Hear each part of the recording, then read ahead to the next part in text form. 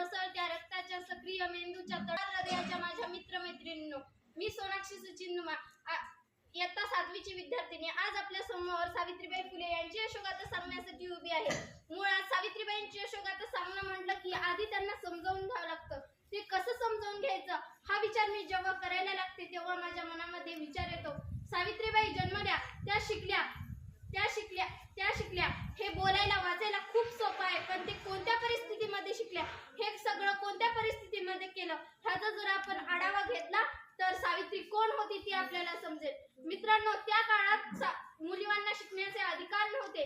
तेव्हा 3 जानेवारी 1831 रोजी वडील खंडोजी आणि आई लक्ष्मीबाई यांच्या पोटी एका वाघिणीचा जन्म झाला। त्या वाघिणीचे नाव म्हणजे सावित्री। रूढी परंपरेनुसार त्यांचा विवाह अवघ्या 9व्या वर्षी ज्योतिराव फुले यांच्याशी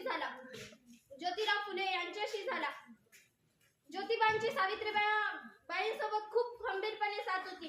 ज्योतिबांनी त्यांना लिहायला वाचायला शिकवले, म्हणूनच आपल्याला आज पहिली महिला शिक्षिका म्हणलं की सावित्रीबाई लक्षात येतात।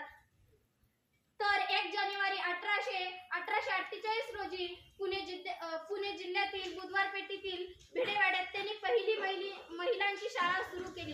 तरीही करवट लोक त्यांना त्रास देतच होते, पण त्या घाबरल्या नाहीत। त्याने आपले कार्य करतच राहिल्या। फक्त 4 वर्षात त्यांनी 18 शाळा काढल्या। विद्येबद्दल एक व्याख्या आहे, विद्या देणारा हा धैर्यशी आणि विद्या घेणारा हा शक्तिशाली आणि शहाणा बनतो। प्लेग हा संसर्गजन्य रोगामुळे 10 मार्च 1897 रोजी या सावित्रीची प्राणज्योत मावळली। या प्रसंगी मला असे म्हणावेसे वाटते की शब्दांनाही कोडं पडावं अशी